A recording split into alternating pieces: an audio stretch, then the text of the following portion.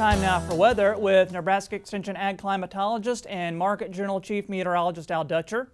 And Al, we've reached the last several days of October. What do you see in the forecast? Well, Troy, you're exactly right. We're here at the end of the month, and we're looking at the month of November, and it looks like we're going to see a little bit of old man weather show his head, at least briefly, as we go through this next 7-day period.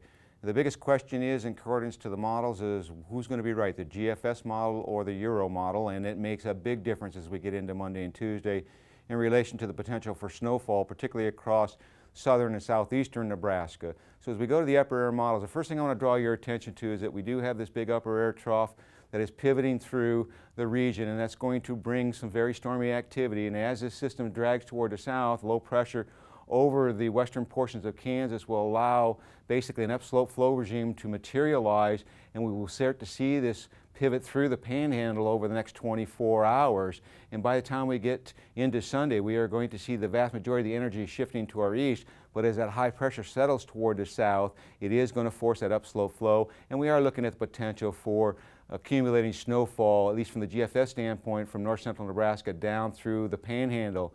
Now, here's where the differences start to occur. On Monday, the GFS wants to keep this as a single unit and drives a big trough toward the east. We get low pressure situation in southeastern portions of Colorado, and that will gradually start to fill moisture up toward the north. And right now it looks like the best snowfall accumulation on Monday will be to our north. And on Tuesday, the GFS keeps this as a one big broad trough, whereas the Euro keeps the low pressure back toward the west. So in this situation, most of the energy from the GFS is going to move to the south of the state of Nebraska, and we will see some flurry activity. But in the way of a strong accumulating snowfall, it just doesn't appear to be in the cards with the GFS.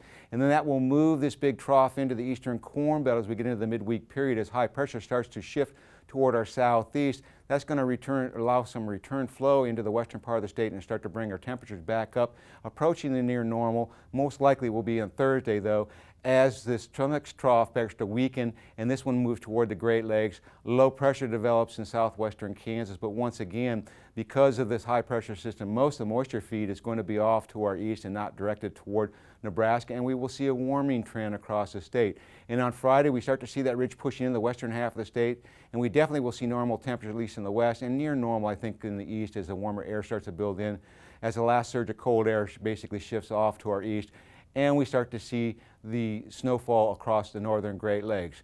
The one thing I would mention before we go into the extended forecast is that from the Euro model standpoint, by keeping that piece of energy back toward the Texas panhandle and waiting for the next system to come through, that tends to merge, and it will bring the snow activity up in through Iowa and in Minnesota, touching portions of south central up through northeastern Nebraska, and we could see some accumulating snowfall. So this is a very iffy forecast, very unusual this far in advance that we see two models in extreme polar opposites of each other.